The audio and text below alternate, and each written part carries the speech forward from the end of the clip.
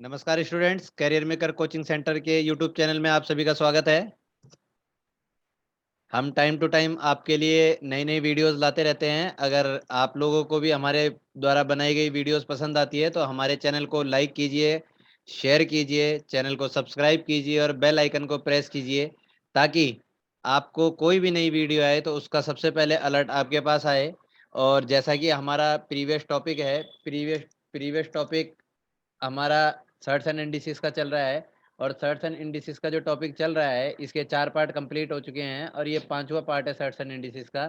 तो आप इस पार्ट को करेंगे और उसके बाद जिस बच्चा ये पहली बार इस पार्ट को देख रहा है तो वो रिक्वेस्ट है मेरी कि प्रीवियस पार्ट जरूर देखे, जिससे कि उसको नॉलेज हो सके और इसके आगे के क्वेश्चन फिर हम इस पार्ट में करेंगे। तो चलिए स्टूडेंट, स्टार्ट करते हैं अपना अलजेब्रा का last session, part 5। Students, question number 51 में आप देखिए कि under root x plus one plus में under root x minus one upon under root x plus one minus under root x minus one equal to 3/1, then what is the value of x. अगर बेटा इस question को आप लोगों ने समझना है तो सबसे पहले आपको एक रूल समझना पड़ेगा, जिस रूल का नाम, इस रूल को बड़े ध्यान से समझेंगे सभी बच्चे, इस रूल का नाम है कंपोनेंडो एंड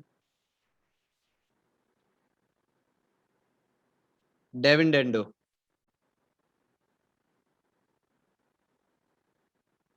हिंदी में इसका नाम मुझे पता नहीं है, जिस भी बच्चे को पता हो कमेंट बॉक्स में लिख देगा।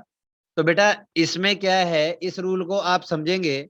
इस रूल में क्या होता है कि a बाय बी का जो रेशो होता है वो बराबर होता है c बाय डी के। ए बाय बी बराबर रेशो बराबर होता है c बाय डी। तो इसमें हम लोग क्या कर सकते हैं कि जैसे मान लो a बाय बी है तो इसको हम एडजस्ट कर सकते हैं कैसे करके a प्लस बी अपॉन में a माइनस बी। तो जो इसके इक्वल टू में डिजिट है उसको भी सेम वही करना पड़ेगा हमें, c प्लस डी और c माइनस डी। ये प्रोसेस हम जब तक करेंगे जब तक हमारा क्वेश्चन एडजस्ट नहीं हो जाता। यहाँ पे अगर मान लीजिए इस वाली टर्म को मैं a मान लेता हूं, इस वाली टर्म को मैं b, under root x plus one को मैं a मान लेता हूं और under root x minus Y को मैं b मान लेता हूं। ठीक है, तो इस हिसाब से फिर ये भी आपका a हो गया और ये भी आपका b हो गया। तो बड़े ध्यान से आप एक चीज को समझें कि a प्लस बी और a माइनस बी का ये कंसेप्ट है, a प्लस बी और a माइनस बी का ये क्या है, ये कंसेप्ट है आपका।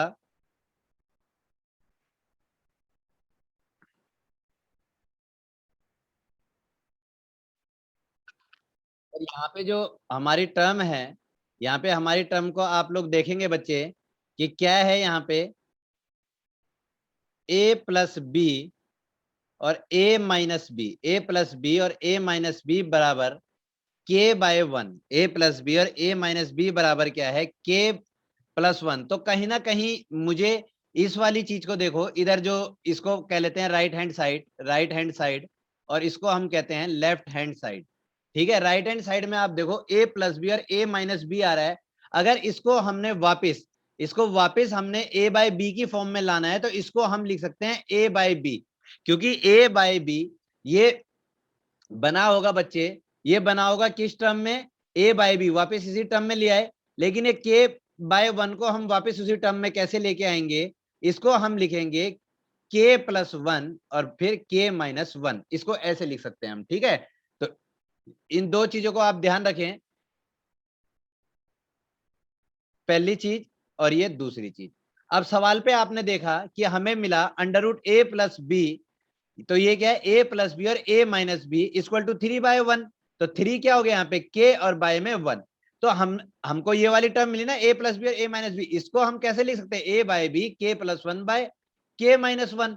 तो अब a बाय बी का मतलब क्या हो गया, under root x plus one upon में under root x minus one. ये किसका रोल परफॉर्म कर रहे हैं, ये a का कर रहा है और ये b का कर रहा है, ये a का ये b का इक्वल टू, अब क्या हो जाएगा 3 प्लस वन और 3 माइनस वन।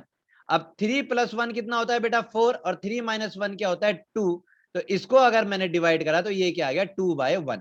तो ये क्या बन गया आपका, ये 2/1 1 बन गया। अब इससे आगे देखेंगे सवाल को। अब देखिए यहाँ पे क्या बन गया, under root x plus 1 upon में under root x minus 1 equal to 2। आप एक काम कीजिए, इसका होल स्क्वायर कर दीजिए। इसका मैंने होल स्क्वायर कर दिया, स्क्वायर बोथ साइड। मुझे अंडर रूट हटाना है तो स्क्वायर मुझे इसका भी करना पड़ेगा। जब मैंने इसका भी स्क्वायर कर दिया तो अब ये मेरे सामने क्या टर्म हो गई, ये हो गया एक्स प्लस 1 अपॉन में एक्स माइनस 1। मैंने इसको स्क्वायर बोथ साइड, मैंने क्या कर दिया बेटा, स्क्वायर बोथ साइड। तो ये क्या आ गया 4। अब कहीं ना कहीं देखिए इस रोल को, यहां पर ये सबसे पहले आपका ये टर्म चलता जा रहा है, उसके बाद आप यहां करेंगे,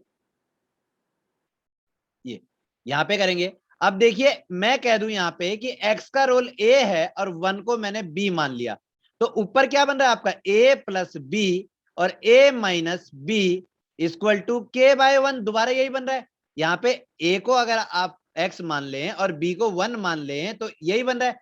तो दोबारा मैं वैसे ही कर सकता हूं इसको, a बाय b के टर्म में k प्लस 1 और k माइनस 1, ये उतनी बार जाएगा जितनी बार हमें करना पड़ेगा। अब यहां पे क्या हो गया, x by 1 equal to 4 plus 1 और 4 माइनस 1, 4 प्लस 1 और 4 माइनस 1। तो यहाँ पे क्या आ गया x, नीचे अब बटे में एक है तो कोई वैल्यू नहीं, ऊपर 4 प्लस 1 5 और 4 माइनस 1 3, तो 5/3। ठीक है, तो ये बच्चे बड़े ध्यान से देखें, ये कंपोनेंडो और डिविडेंडो होता है। आप बड़े ध्यान से देखेंगे कि a बाय b की अगर कोई टर्म हो और उसी के इक्वल टू में c बाय d हो, तो कंपोनेंडो और डिविडेंडो कहता है कि इन दोनों को a प्लस बी को एक बार प्लस कर दो और इसी के डिनोमिनेटर में एक बार माइनस कर दो, उसके इक्वल टू में एक बार प्लस कर दो और एक बार माइनस कर दो। ये हो गई ये हो गया आपका पहला टर्म। दूसरी टर्म में वो कहता है यदि आपको a प्लस बी और a माइनस बी ऑलरेडी दिए गए हैं और यहाँ पे k की टर्म में संख्या दी गई है, तो आप सिंगल a बाय b को कैसे कर सकते हैं बेटा, k प्लस 1 और k माइनस 1। तो हमें a प्लस बी और a माइनस बी के टर्म में दी गई थी, तो इसको मैंने किस में चेंज कर लिया, k प्लस 1 और k माइनस 1। हाँ, मैंने स्टेप 1, यहाँ पे देखिए स्टेप 1 और यहाँ पे स्टेप 2 दो बार मुझे ये करना पड़ा। ये जब तक आपका सवाल सॉल्व नहीं होता तब तक आपको करना पड़ेगा। ठीक है, तो सभी बच्चों को समझ आ गया, बड़े ध्यान से देखें इसको। चलिए स्टूडेंट्स, क्वेश्चन नंबर 52 यहां पे देखेंगे आप, under root x plus 4 plus में अंडर रूट एक्स माइनस 10। तो ये आपका a है और ये आपका b है। तो यहाँ पे कंसेप्ट चल रहा है a प्लस बी और a माइनस बी का। इसका मतलब ये है कि ये वाला फॉर्मूला आपका एप्लीकेबल हो रहा है। अभी कंपोनेंडो और डिविडेंडो आपको बताया गया था कि a प्लस बी और a minus B equal to ratio, तो उसको अगर a बाय b की फॉर्म में बदलना है तो आपको k प्लस 1 और k माइनस 1 करना पड़ेगा। तो अगर इस रकम को, अगर इस संख्या को मैं नीचे कंपोनेंडो और डिविडेंडो में a plus B equal to K plus 1 और k माइनस 1 की टर्म में चेंज करता हूं, तो a हमारा क्या है, अंडर रूट एक्स प्लस 4 और b हमारा क्या है, अंडर रूट x माइनस में 10, अंडर रूट x माइनस में 10 इक्वल टू k प्लस 1। इसका मतलब क्या है, 5 प्लस में 2 और 5 माइनस में 2, 5 प्लस 2 और 5 माइनस में 2। इसका मतलब under root x plus 4 upon में under root x minus 10, under root x minus 10 equal to 7/3। अब बेटे ये आपकी राइट हैंड साइड है और ये आपकी लेफ्ट हैंड साइड है, तो हम क्या करें, राइट हैंड साइड और लेफ्ट हैंड साइड को स्क्वायर, तो इसको कहते हैं स्क्वायर बोथ साइड। अगर मैंने दोनों तरफ स्क्वायर करा, अगर मैंने दोनों के दोनों तरफ स्क्वायर करा, तो आप पाएंगे कि हमारा x प्लस 4, ये क्या आ जाएगा, x प्लस 4 और डिनोमिनेटर क्या आ जाएगा, x माइनस 10 इक्वल टू 49/9, 49/9। अब यहां पे आप देखें कि यहां पे आपका ये जो x है, x की वैल्यू a आ गई और इसकी वैल्यू b आ गई। यहां पे x की वैल्यू ये आ गई और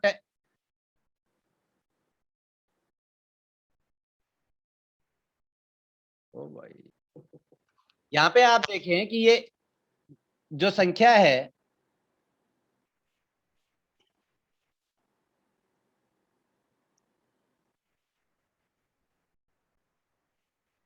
यहां से देखें आप, अब बेटे ये x है और यहाँ पे प्लस में 4 है, ये x है यहाँ पे और ये माइनस में 10 है।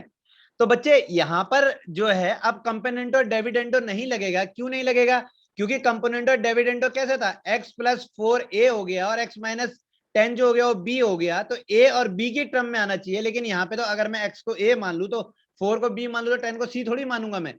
तो यहाँ पे कंपोनेंटो डिविडेंडो नहीं लगेगा, यहाँ पे क्या होगा बेटा, क्रॉस मल्टीप्लिकेशन होगा। क्या होगा यहाँ पे, क्रॉस मल्टीप्लिकेशन होगा। तो क्रॉस मल्टीप्लिकेशन में क्या आएगा, 9 को x से करा, 9x प्लस में 36 equal to 49x minus 490, 49x minus 490। अब x वाले एक तरफ और माइनस ये बिना x वाले एक तरफ, तो 9 उधर को जाएगा तो माइनस का हो जाएगा, 36 इधर जाएगा यानी 49 इधर को आएगा तो प्लस का हो जाएगा। तो एक तरह से ये आपका हो गया 40x equal to 40x equal to 526, 40x equal to 526। आप लोग कर लेना इसको अच्छी तरह calculation.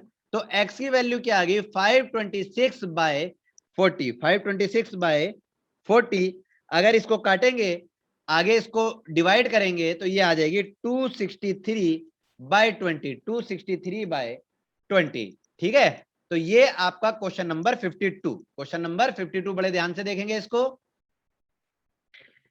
Question number 53, question number 53 आप लोग देखें कि 64a की क्यूब इक्वल टू 125 b की पावर 6, b की power 6, then what is the value of a by b square, what is the value of a by b square. तो बच्चे यहाँ पे आप क्या करेंगे, आप a की क्यूब को एज इट इज रहने दें और यहाँ पे अपॉन में b की पावर 6 को ले आए, यहाँ 125 और यहाँ क्या चला जाएगा भाई, 64 चला जाएगा। तो यहाँ पे आप देखें कि बेटा a की क्यूब ये क्या आपको 125, इसको अगर ब्रेक करें, इसको अगर मैं ब्रेक करूं तो भाई a इंटू ए 3a से मिलकर क्या बना होगा, 3a से मिलकर ये a की क्यूब बना होगा। और 6 टाइम b, 6 टाइम अगर मैं b को करूंगा, ये तो बच्चों वाली बात है लेकिन फिर भी मैं आपको समझा रहा हूं कि b को 6 बार लिखा होगा जब तो b की पावर 6 बना होगा। ऐसे ही 125 को अगर मैं 3 बार लिखूं तो ये 5 की क्यूब हो गया। और 64 को 2 into 2 into 2 into 2 into 2 into 2, अगर 2 की पावर देखी जाए तो 6।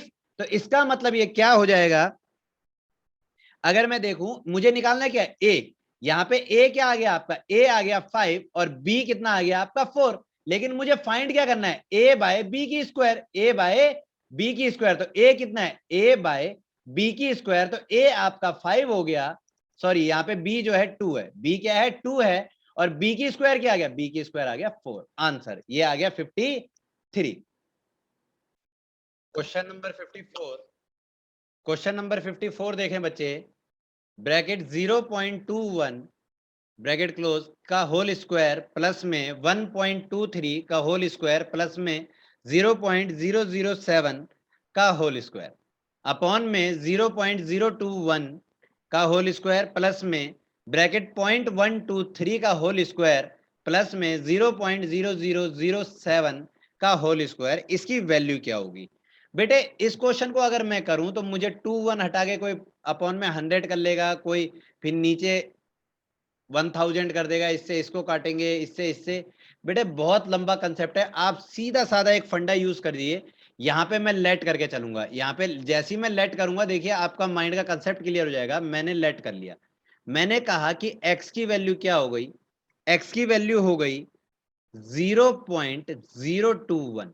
मुझे दो बार, एक बार 0.21 दिख रहा है, एक बार 0.21 दिख रहा है।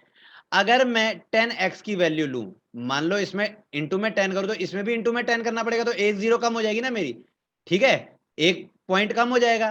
तो ये क्या आ जाएगा, 10x की वैल्यू क्या आ जाएगी, 0.21, पॉइंट या 0.21 ले लो या 0.21 ले लो। इसी प्रकार मैंने कहा कि y की वैल्यू इक्वल टू 0.123, तो 10y की वैल्यू कितनी हो जाएगी मेरी, 10y की वैल्यू हो जाएगी 1.23। इसी प्रकार z, मैंने कहा z की वैल्यू जो है मेरी 0.0007, 0.0007, तो 10z की वैल्यू क्या हो जाएगी मेरी, 10z की हो जाएगी 0.007, 0.007। अब यहां पे एक चीज देखें बच्चे आप, मैंने क्या करा, ये x है, ये 10x है। अब आप बड़े ध्यान से इस टर्म को समझना, यहां पे क्या है 0.21, यहां पे क्या 0.29, क्या माना है मैंने, 10x माना है। तो इसको मैं क्या कह दूं, 10x का होल स्क्वायर प्लस में 1.23 ये माना है, इसको मैंने क्या माना 10y, तो आप क्या कह दो 10y का होल स्क्वायर, ये क्या है 0.007 यहाँ पहले जीरो लगा लो कोई फर्क नहीं पड़ता, लेकिन ये पॉइंट है आपका, डॉट है, दशमलव, 0.007 क्या है 10z, तो आप क्या लिख सकते हैं प्लस में 10z की पावर 2, 10z की पावर 2 अपॉन, ये क्या है बेटा 0.021, ये क्या है x का स्क्वायर प्लस 0.123 y का स्क्वायर प्लस में z का स्क्वायर। अब यहां ऊपर देखे 10x का स्क्वायर प्लस 10y का स्क्वायर प्लस 10z का स्क्वायर, कॉमन क्या है 10 कॉमन है, 10 का स्क्वायर मतलब, तो मैंने क्या करा 10 का स्क्वायर कॉमन ले लिया, तो अंदर क्या आ गया मेरा X square plus Y square plus में जेड स्क्वायर। भाई कोई कंफ्यूज ना हो बच्चा, ये यहां पे एक हमारा सर्ट्स एंड इंडिसेस का शुरू में फॉर्मूला था ना, ए बी का होल स्क्वायर, तो क्या कहा जाता है ए का स्क्वायर प्लस ए का स्क्वायर इंटू में बी का स्क्वायर, कहा जाता है कि नहीं कहा जाता। तो यहां पे देखो 10 का स्क्वायर इंटू में एक्स का स्क्वायर, 10 का स्क्वायर इंटू में वाई का स्क्वायर, 10 का स्क्वायर इंटू में जेड का स्क्वायर, तो भाई तीनों में 10 स्क्वायर कॉमन है ना, तो मैंने 10 स्क्वायर कॉमन बाहर ले लिया अपॉन, फिर आ गया X square plus Y square plus Z square. सबसे बड़ी चीज कि इसके ऊपर क्या है अंडर रूट है, इस पूरे के ऊपर अंडर रूट है और इस पूरे के ऊपर भी क्या है अंडर रूट है। तो X Y square plus Z square से ये कट गया, बचा कितना 10 का स्क्वायर, स्क्वायर से ये ऊपर कट गया, तो आंसर कितना आ गया आपका, आंसर आ गया आपका 10, आंसर क्या आ गया आपका 10, क्वेश्चन नंबर 54। अब क्वेश्चन नंबर 55 कराने से पहले आपको कुछ इंस्ट्रक्शन दी जाएगी, कुछ इंस्ट्रक्शन देता हूं, एक छोटी सी सम इंस्ट्रक्शंस। देखिए अगर मान लो कि भाई कोई टर्म आपकी ऐसे लिखी है 1/3, आप इसको डिवाइड करते हो, आपने 3 से डिवाइड करा किसको 1 को, तो सबसे पहले आप कहते हो कि भाई इससे ये डिवाइड नहीं होगा तो जीरो आ जाएगा, फिर पॉइंट लगा देते हो, पॉइंट लगाते ही यहां जीरो आ जाएगा। तो अब मैंने क्या लिखा 3 3 जा 9, फिर 1 आ गया, फिर जीरो लग जाएगी, फिर 3 3 जा 9, यानी ऐसा चलता जाएगा ना, तो आप इसके ऊपर क्या लगा देते हैं, आप 0.333 या तो ऐसे लिख लें, या तो इसको दूसरे टर्म में आप कैसे लिख सकते हैं, आप लिख सकते हैं 0.3 और ऊपर बार लगा दिया, 0.3 और ऊपर क्या लगा दिया बेटा बार लगा दिया। जैसे ही आपने 0.3 लिखा और ऊपर बार लगा दिया तो ये अंडरस्टूड है कि भाई रिपीटेशन है 333 का। अब 0 पॉइंट जहीं भी बार 3 आएगा आप उसको कैसे लिखेंगे 3, और इस बार का मतलब होता है 9, इस बार का मतलब क्या होता है 9, ये आगे समझाऊंगा कैसे। इससे ये काटा तो वापस कितना आ जाएगा 1/3, 1/3। एक चीज तो आपकी ये हो गई। दूसरी चीज इसी को आगे करते हुए चलते हैं, एक संख्या आपके लिए आई 0.123, 0.123, 2 और 3 पे बार लग रहा है, ओनली 1 छूटा हुआ है, 2 और 3 पे बार लग रहा है, 1 छूटा हुआ है, तो इसको कैसे लिखते हैं, इसको बेटा हम लिखते हैं 1 2 3, पॉइंट के बाद पूरी की पूरी रकम लिख ली हमने 1 2 3। कितनी संख्याओं के ऊपर बार है, एक और एक दो, 2 टर्म्स के ऊपर बार है, तो जितनी टर्म्स के ऊपर बार है उतने 9 लिख लेंगे। कितनी टर्म्स छूटी हुई है, एक टर्म छूटी हुई है, तो एक जीरो लगा देंगे। अभी ये पूरा नहीं हुआ है। अब एक बात देखो इसी में आगे कि एक टर्म छूटी हुई है, जो टर्म छूटी हुई है, जो टर्म इसमें छूटी हुई है, इसमें से इसको माइनस कर देंगे, इसमें से इसको क्या कर देंगे बेटा माइनस कर देंगे, ठीक है। अब ये क्या आ जाएगा 122/990, 122/990। ऐसे ही मान लो अगर इसको आगे लिखूं 0.12 और 3, ओनली 3 के ऊपर बार है, ओनली किसके ऊपर बार है 3 के ऊपर बार है, तो इसको बेटा कैसे लिखेंगे 1 2 3, कितनों के ऊपर बार है ओनली 3 के ऊपर, एक के ऊपर बार है, जब एक के ऊपर बार है तो एक बार 9 और दो बार से छूटे हुए हैं, तो जितने छूटे हुए हैं उतनी जीरो। अब माइनस कौन छूटा हुआ है 1 और 2 छूटे हुए हैं ना भाई, तो 1 और 2 छूटे हैं, तो -1 और 2 -12, तो ये कितना हो जाएगा आप लोगों का 111/990। 900, 111 बाय 900। ठीक है, तो इसको बड़े ध्यान से समझना, क्योंकि आगे आने वाले टाइम में इसी टर्म पे आपके क्वेश्चन आ रहे हैं। तो चलिए अब करते हैं क्वेश्चन नंबर 55।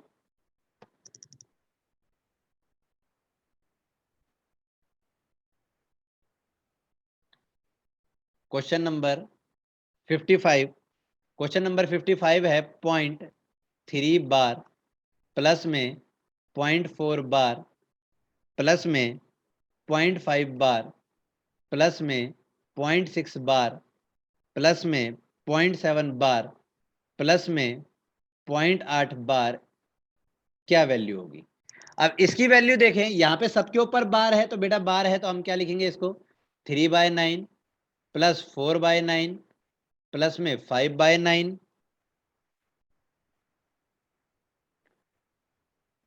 6/9, 7/9 और 8/9।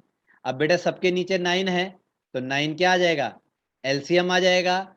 8 7 15 6 21 26 30 33, कितना आ गया 33। तो ऊपर क्या आ गया 33/9, तो 3 से काटा ये, तो ये कितना आ गया 11/3। कितना आ गया बेटा 11/3। तो 11/3 को मैं क्या लिख सकता हूँ, 11 बाय को 3 3 जा 9, या तो मैं 2/3 लिख सकता हूँ, और क्या लिख सकता हूँ 3.6 के ऊपर बार, यानी 6 का रिपीटेशन होगा, कर लेना आप। ये 20 आएगा, 20 के बाद 6 6 6 6 6 आता जाएगा। ठीक है, 3 6 18, 3 6 जा 8 18, फिर 2 लेफ्ट हो जाएगा, 3 6 जा 18, फिर 2 लेफ्ट हो जाएगा। ठीक है, तो 6 6 पे ये जाता रहेगा। अब आइए क्वेश्चन नंबर 56। क्वेश्चन नंबर 56 ये कह रहा है क्यूब रूट 8/27, क्यूब रूट 8/27, इसको क्या लिखा जाएगा? क्यूब रूट 8/27 को क्या लिखा जाएगा भाई? क्यूब रूट तो 8 किसका क्यूब रूट है, 2 का, और ये अपॉन में आ जाएगा 3 का, तो ये क्या बन जाएगा आपका 0.6 ऊपर बार। आंसर 0.6 ऊपर क्या बन जाएगा, ये बार बन जाएगा। डिवाइड करोगे 20 से तो अपने आप हो जाएगा।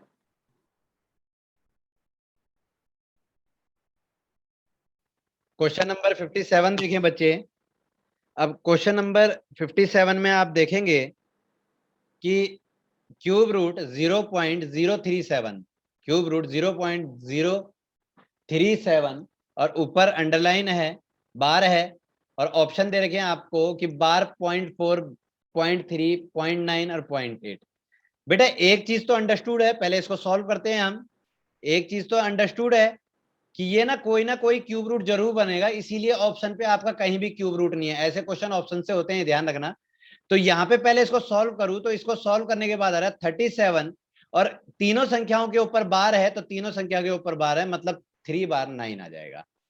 ठीक है, तो जब ये तीनों संख्याएं, जब इसके इन चार ऑप्शन को देखने में मुझे एक चीज तो पता चली कि भाई चारों ऑप्शन से मुझे पता चला कि किसी के ऊपर भी अंडर क्यूब रूट नहीं है, जो कि जैसा कि मेरा क्वेश्चन में क्यूब रूट था, किसी भी ऑप्शन के ऊपर नहीं है, किसी भी ऑप्शन के ऊपर नहीं है। तो इसका मतलब ये तो अंडरस्टूड है कि ये जो है, ये भाई कहीं ना कहीं कोई क्यूब रूट बना के दम लेगा। 37 मैंने देखा ये कटेगा 37 इससे, 37 कितने पे कटेगा 27 पे, क्योंकि 9 के उसमें जाता है। तो आप देखेंगे ये क्या बन जाएगा 1/27 बन जाएगा। 1/27 का मतलब 1/3, क्योंकि 27 किसका क्यूब रूट है, 3 का, ये क्यूब रूट है आपका।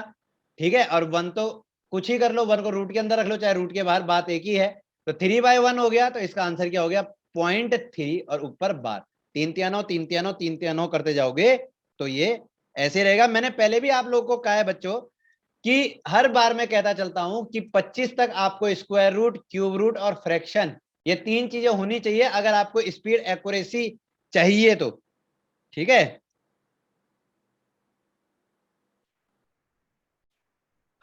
क्वेश्चन देखिए बेटा, क्वेश्चन नंबर 58। क्वेश्चन 58 में आप देखेंगे कि अंडर रूट 1296 की वैल्यू 36, ये 36 का स्क्वायर होता है। तो फिर हमें ये बताना है कि 12.96 plus under root minus 0.1296 plus under root 0.001296 plus में अंडर रूट 0.00001296, इसकी वैल्यू क्या होगी? तो बेटा यहाँ पे आप एक चीज को नोटिस करेंगे कि जब ये कंप्लीट था, कोई पॉइंट नहीं था इसमें, तो 3 6 था। आपको कुछ करने की ज्यादा जरूरत नहीं है, डिवाइड हो गया ना भाई, 4 टर्म से निकल गए 2 टर्म्स, यानी ये दो संख्याओं का स्क्वायर है। 3 और 6 36 का स्क्वायर है, 36 का स्क्वायर है। तो यहाँ पे देखें कि पॉइंट बीच में है ना, तो 12.96 का कितना हो जाएगा, 3.6 प्लस इसमें 4 के 4 आफ्टर पॉइंट है, तो आफ्टर पॉइंट ही आ जाएंगे 2 के 2। इसमें कितने हैं, 1 2 3 4 5 6 है, तो हाफ टर्म कर दीजिए 0.036। इसमें 8 टर्म्स हैं पॉइंट के बाद, तो 0 आनी, 4 टर्म्स आनी चाहिए, 0.036। ये बेटे आप लोगों को धीरे धीरे समझ आएगा, जितनी प्रैक्टिस करेंगे उतना समझ आएगा, और इसका आंसर हो जाएगा 3.9996 आंसर, अगर इसको प्लस करेंगे तो आप।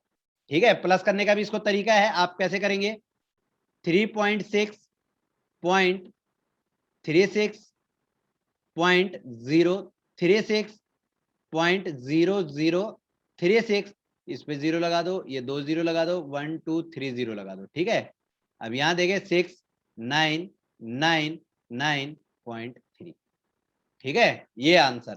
तरीका सीखो, छोटे छोटे तरीके सीखो कैलकुलेशन करने के, बहुत ज्यादा डीप में नहीं जाना है। ठीक है, हमें एक नंबर चाहिए, वो नंबर कैसे लाना है वो हमें ऐसे पता चलेगा। चलिए बेटा, क्वेश्चन नंबर 55। क्वेश्चन नंबर 55 क्या है, √11 - 9, √9 - √7, √7 - √5 एंड √5 - √3। हमें बताना है इसमें से लार्जेस्ट नंबर कौन सा है, इसमें से लार्जेस्ट नंबर कौन सा है। तो बेटे हम क्या करेंगे, सबसे पहले इन संख्याओं को हमने रेशनलाइज करना है, इन संख्याओं को हमने क्या करना है, रेशनलाइज करना है। रेशनलाइज का नियम है कि जो भी ये संख्या है इसके अपोजिट वाली से गुणा और भाग कर दो, तो यहाँ पे क्या होगा, √11 प्लस में √9 अपॉन में √11 प्लस में √9। पहली ये टर्म हो गई। सेकंड, √9 - √7, तो इसको रेशनलाइज करेंगे, √9 प्लस में √7 अपॉन में √9 प्लस में √7। ठीक है, इसके अपोजिट साइन वाली से गुणा और भाग कर देंगे, √7 माइनस √5, तो इसको मल्टीप्लाई करेंगे, √7 प्लस में √5, √7 प्लस में √5।